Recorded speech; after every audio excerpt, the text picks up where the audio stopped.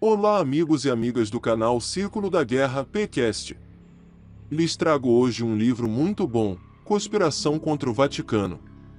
O plano secreto de Hitler para sequestrar o Papa Pio XII. Autor, Dan Kuzma. Já deixe seu like e se inscreva no canal para acompanhar todas as nossas audiocasts. Na descrição está nosso Instagram, lá estamos postando conteúdo extra, não perca.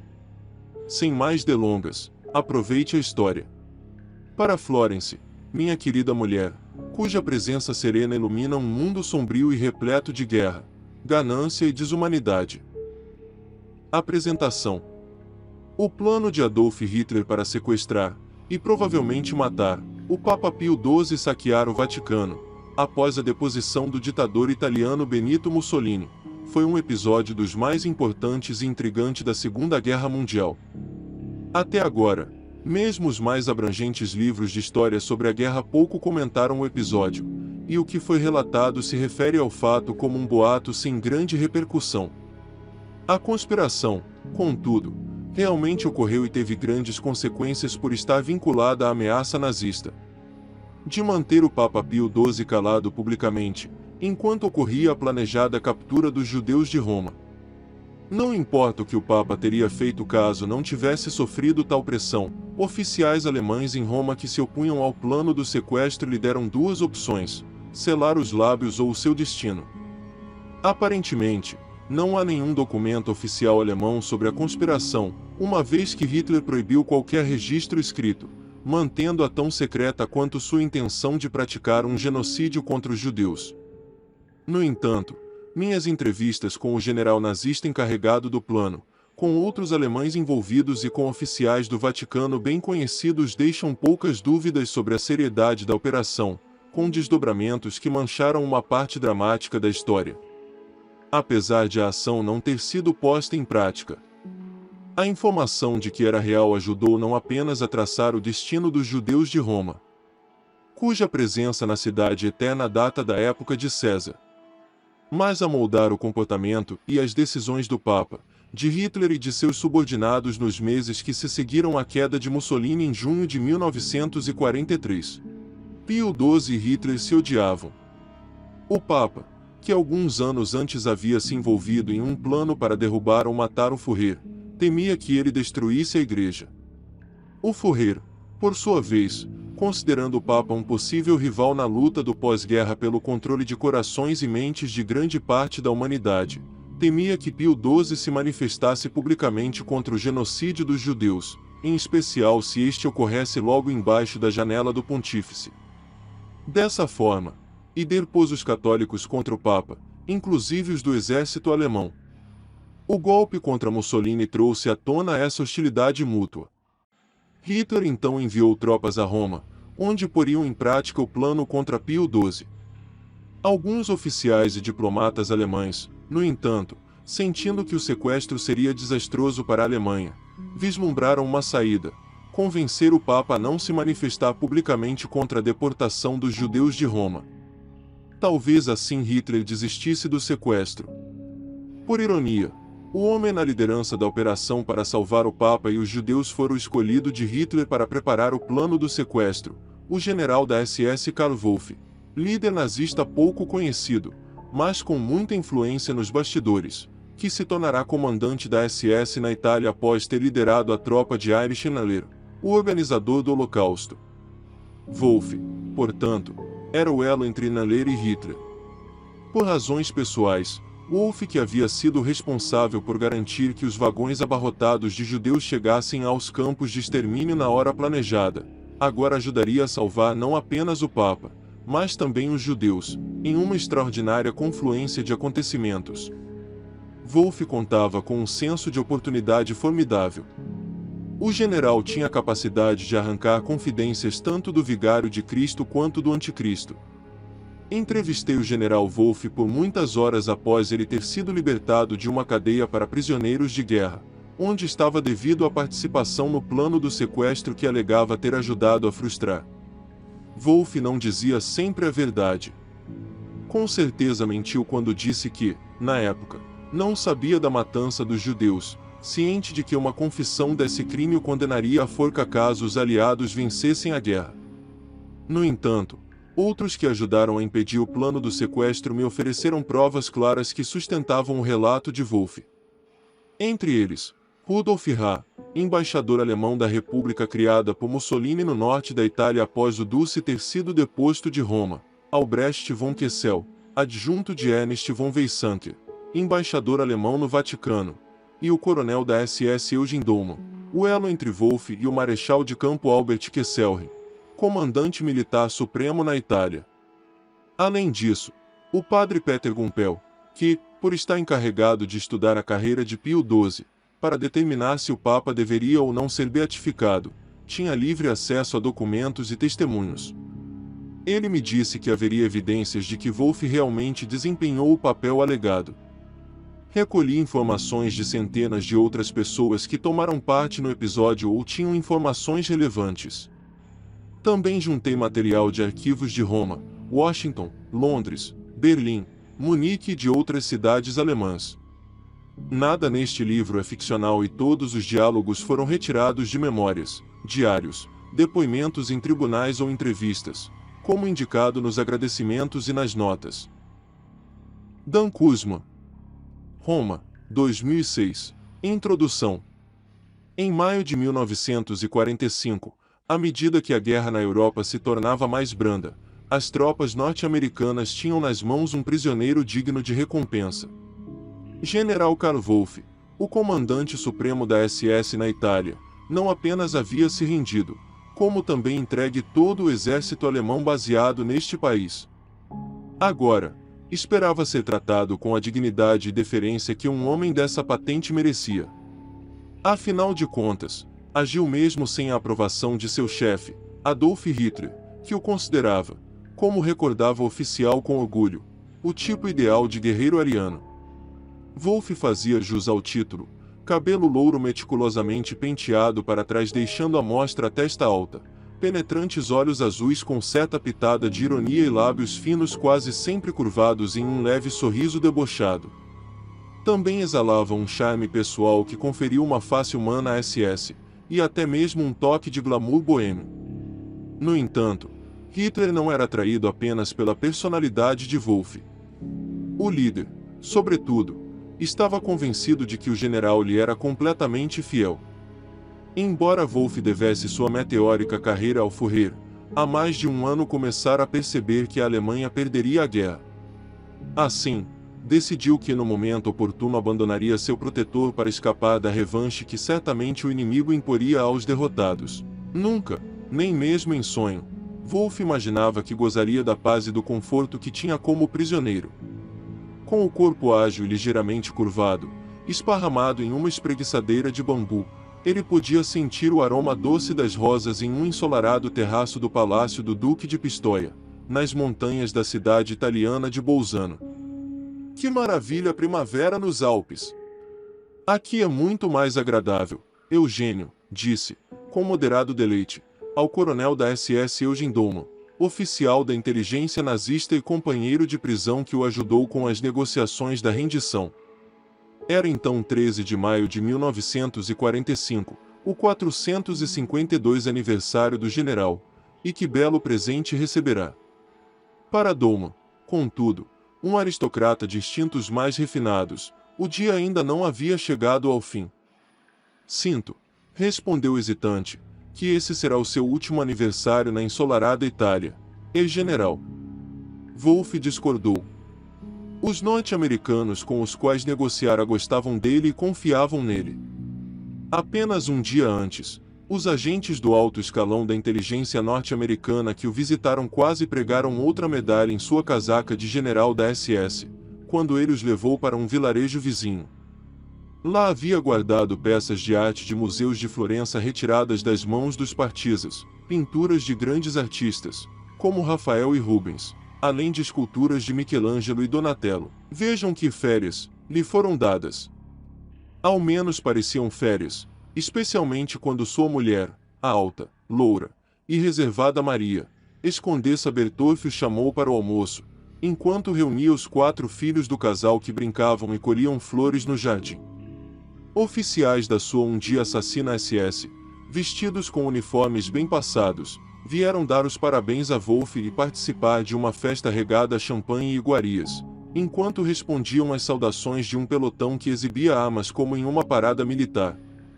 Os gritos de feliz aniversário e general ecoaram pelo campo repleto de barracas do exército norte-americano, paradoxalmente erguidas atrás de um arbusto de rosas. Que festa! Todos estavam extasiados. A Alemanha havia realmente perdido a guerra.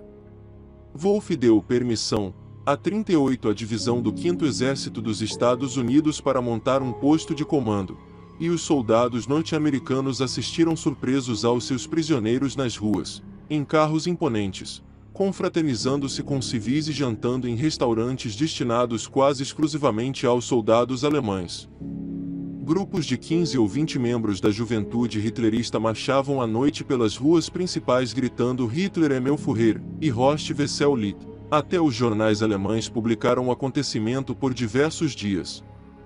Agora, os homens do general faziam uma alegre festa de aniversário para ele.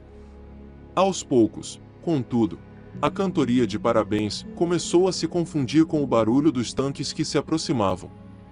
Antes que as borbulhantes garrafas de champanhe pudessem ser esvaziadas, policiais militares norte-americanos, de capacetes brancos, entraram na sala de jantar, apontaram pistolas automáticas para os convivas e lhes ordenaram que pegassem alguns poucos objetos pessoais e se aprontassem para partir. 10 dias antes, um comandante norte-americano mandou seus subordinados suspenderem as restrições impostas a Wolff e suas tropas, aparentemente em agradecimento ao general por ele ter ordenado a rendição das tropas alemãs aos aliados na Itália. De acordo com um documento sem data do Escritório de Serviços Estratégicos, na sigla em inglês, na Suíça, após a rendição, Allen Dulles, chefe do escritório, tornou-se responsável pela segurança da família de Wolff, trazendo os pertences e familiares do general da Alemanha para Bolzano, cidade transformada em base alemã. Os Wolff ficariam retidos no local e mais tarde seriam utilizados para ajudar na reconstrução da Alemanha. Agora, com os soldados norte-americanos confusos, sem saber quem havia ganhado a guerra, os líderes do exército dos Estados Unidos finalmente davam uma posição a Wolff e seus homens. A guerra e a festa haviam terminado. Os 2 altos oficiais da SS foram espremidos num jipe. A família de Wolff foi levada para outro e todos seguiram para o campo de Modena, um pântano infestado de mosquitos, onde os prisioneiros eram forçados a se exercitar nus. Wolff ficou chocado. Esperava mais dos norte-americanos. A forma como os norte-americanos estão se comportando é lamentável, disse mais tarde a Doma. A decepção do general aumentou quando foi levado para o pátio de uma escola transformada em prisão e confinado em um cubículo escuro, onde se ouvia o alvoroço dos ratos correndo por trás da estrutura de madeira podre.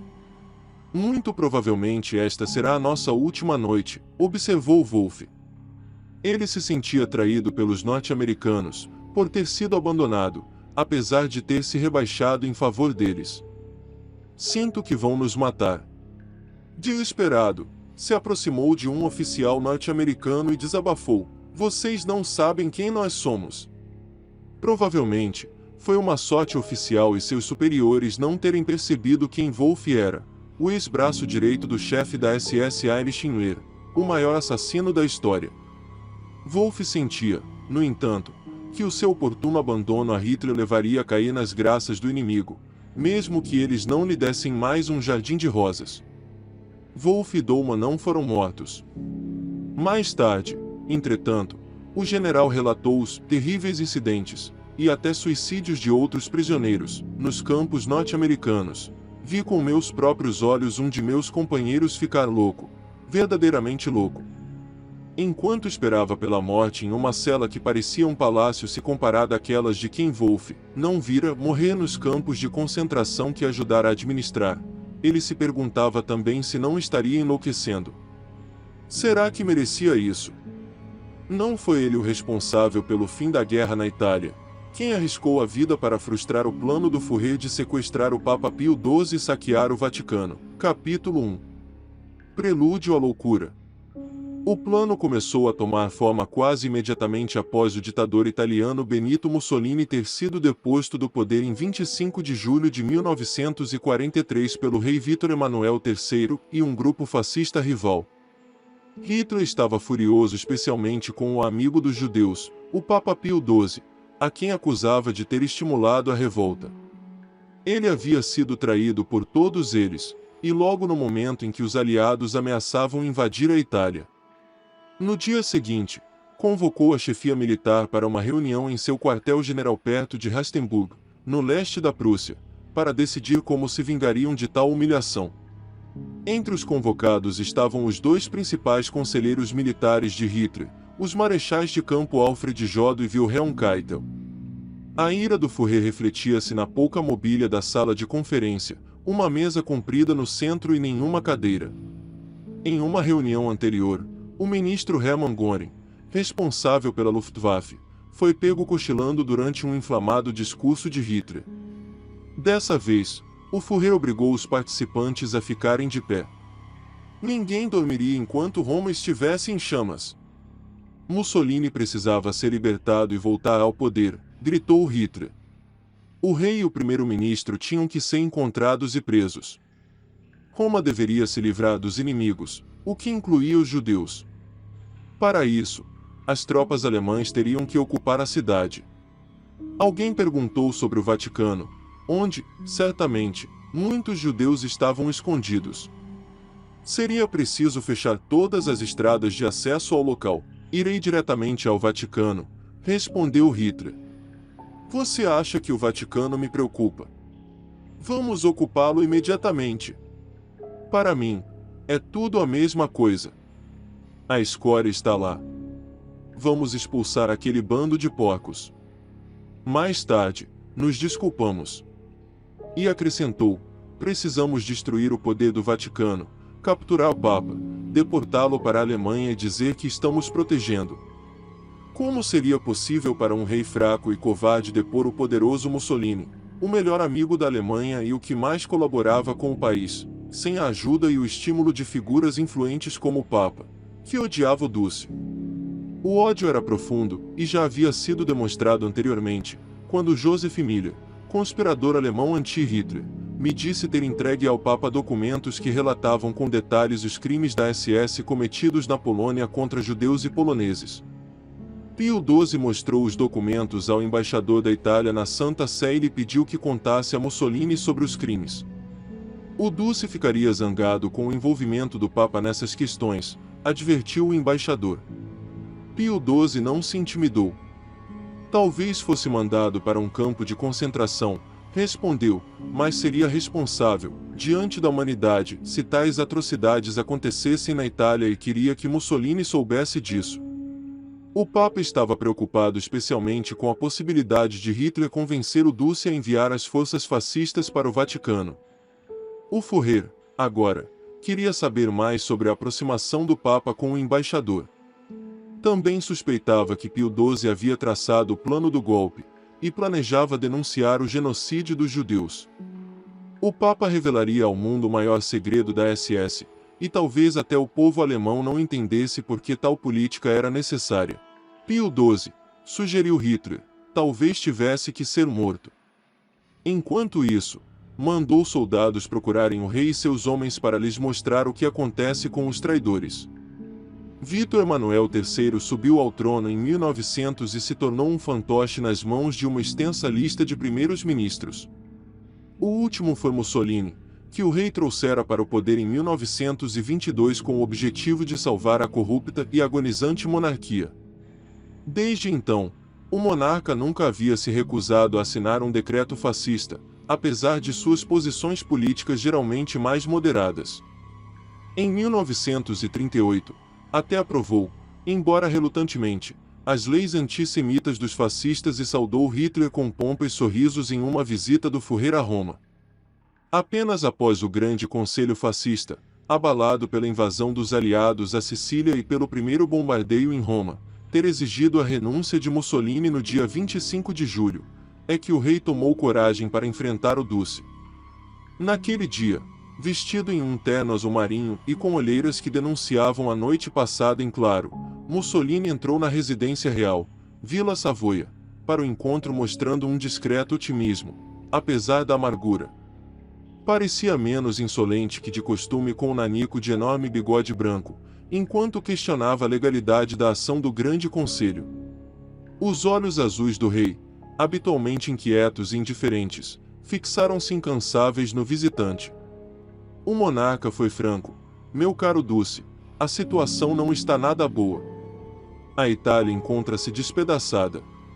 O moral do exército está muito baixo. Os soldados não querem mais lutar. O voto do Grande Conselho é imbatível. Neste momento, você é o homem mais odiado da Itália e não pode contar com mais de um amigo. Mas há um que continua a seu lado, eu.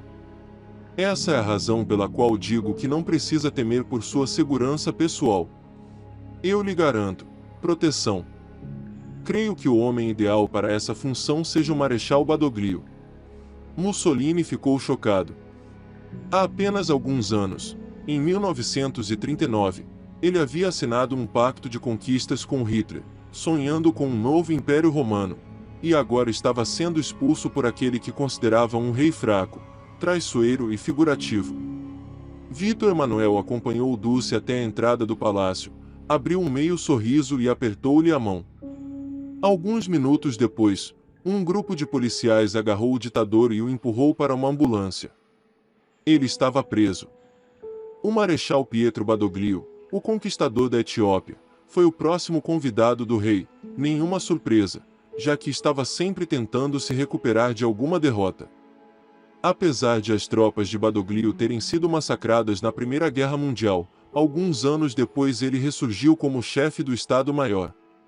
Em dezembro de 1940, Mussolini o forçou a deixar o exército após um quase desastre militar na Grécia. No entanto, mais uma vez, ele reapareceu, dessa vez, como primeiro-ministro. Com o fascismo longe de ser extinto, ao menos formalmente, o mesmo medo e oportunismo que um dia levaram o rei e Badoglio a agradar Mussolini, agora os tornava hesitantes quanto a romper com o eixo. Garantiram aos alemães que a guerra continuaria, mas, ao mesmo tempo, nada ingênuos, começavam a negociar um armistício com os aliados. Diziam não poder negar apoio político ao eixo até os aliados garantirem que 15 divisões aéreas chegariam para proteger Roma, e eles próprios. Os aliados, por fim, decidiram mandar apenas uma divisão de paraquedistas a Roma. Ao mesmo tempo, planejavam a aterrissagem de forças norte-americanas em Salerno, no sul do país, em 7 de setembro de 1943, um dia antes do marcado para a invasão aérea. Badoglio recebeu a visita, em Roma, de 2 norte-americanos, o general de brigada Maxwell Taylor e outro oficial. Os dois foram contrabandeados, para dentro do país por um navio da marinha italiana e levados para a capital escondidos em uma ambulância. O objetivo deles era estabelecer as condições para a aterrissagem dos paraquedistas. De pijama e roupão, Badoglio estava prestes a receber os dois em seu quarto, quando o major-general Giacomo Carboni, cuja tarefa era defender Roma dos alemães, se mostrou chocado com a aparência do primeiro-ministro. Achou a visão desmoralizante, careca, pescoço comprido enrugado e amarelado, além de olhos vidrados sem sobrancelhas, um pássaro depenado esquisito. Vossa Excelência, disse o general, o senhor não pode se apresentar dessa forma a 2 oficiais norte-americanos desconhecidos. O senhor continua sendo uma autoridade na Itália. Por favor, vá se lavar e se vista. Badoglio concordou, mas roupas elegantes não cobririam o medo que sentia. As forças italianas, disse aos norte-americanos, não estavam prontas para garantir a segurança dos 3 locais onde a divisão aterrissaria. Também não parecia que algum dia estariam prontas. Para Badoglio e seus subordinados, seria muito trágico transformar sua amada Roma, a base de sua fortuna, a fonte de seu poder, a raiz de sua cultura, em um campo de batalhas devastado. Para piorar, qual seria a represália que os alemães lhes imporiam caso a operação falhasse? Se eu anunciar o armistício, e os norte-americanos não mandarem o reforço necessário e não aterrissarem perto de Roma, os alemães vão ocupar a cidade e colocar no governo um fantoche fascista, disse Badoglio, quase com lágrimas nos olhos, por ainda estar preso às lembranças de uma carreira militar gloriosa. Segurando o pescoço com as mãos acrescentou, é a minha garganta que os alemães vão cortar. Os aliados, entretanto, procederam como planejado, insistiram no anúncio do armistício, que deveria coincidir com a aterrissagem em Salerno. Garantiriam, assim, que as tropas italianas não ajudariam os alemães a resistirem à invasão. Após hesitar, Badoglio falou pelo rádio com voz moderada e triste, confirmou que a Itália havia se rendido aos aliados e pediu ao povo que não resistisse aos vitoriosos, mas sim a qualquer ataque que viesse de outras partes. Nas primeiras horas do dia 9 de setembro, Badoglio, temendo por sua vida, acordou o rei e sugeriu que os dois pegassem um avião para a região dos aliados no sul. Sou um homem velho, murmurou o monarca. O que eles podem fazer comigo? Não esperou para ver. Vestindo uma capa de chuva leve sobre o uniforme e carregando uma mala velha de fibra, entrou na limusine Fiat, entregando os romanos, que ainda dormiam, à própria sorte. Um general, então, disse a Badoglio, darei algumas ordens antes de partir. Presumo que o senhor queira fazer o mesmo. Badoglio respondeu, não, vou partir agora mesmo. E ele, também, abandonou os romanos, horas antes de as tropas alemãs entrarem na eternamente atormentada Cidade Eterna. Já era tarde demais para capturar os dois renegados líderes italianos antes de eles se jogarem nos braços dos norte-americanos.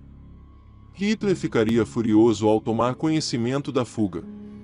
Porém, sabia ao menos onde encontrar o Papa, quando chegasse a hora, mostraria a Pio XII a quem o futuro pertencia. Muito obrigado por assistir, se inscreva no canal para acompanhar o próximo capítulo.